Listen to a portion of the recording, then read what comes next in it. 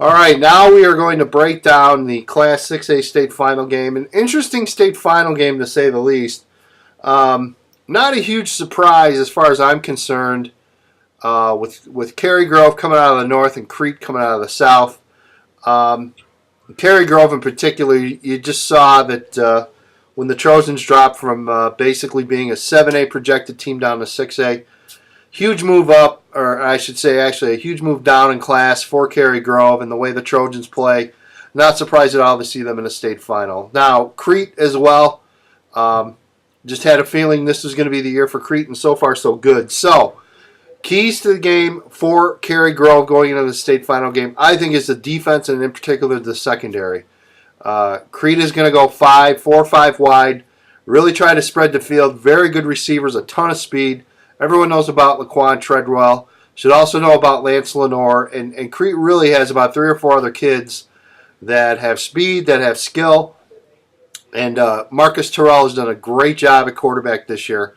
So again, I think if you're Cary-Grove, you play your 3-3-5. You've got to find a way to be able to match up with some bigger, fast, athletic wide receivers. If that can happen, then game on for Cary, because I think offensively, they're going to come out and run their option. They're going to basically try to keep the ball away from Crete's offense. And we'll see. I thought that Lamont was able to do some good things with the running game and some play action last week. I see Cary looking at that and maybe trying to be able to pattern their game plan after some of the things that Lamont did last week. So, again, Cary-Grove, I think the key absolutely is a defense and a defensive secondary in this ballgame. The key for Crete in this game, again, I'm going to put it really on the defensive line for the Warriors. Now, certainly you expect Crete to be able to score points.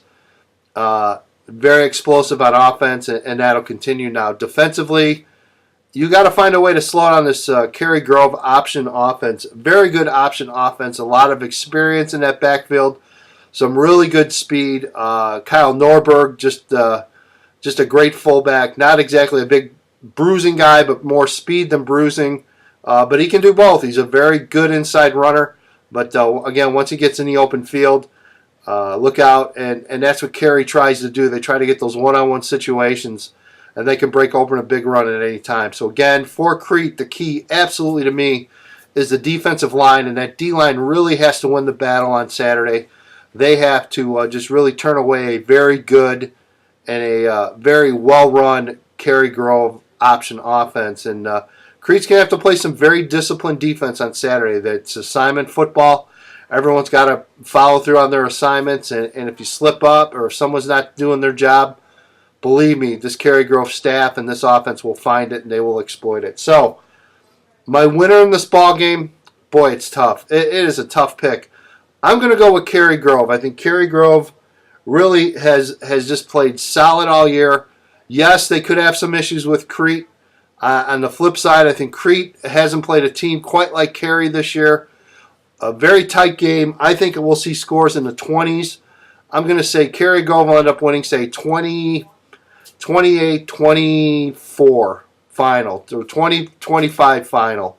And again, I think we'll be in for a very good, a very entertaining Class 6A state final game.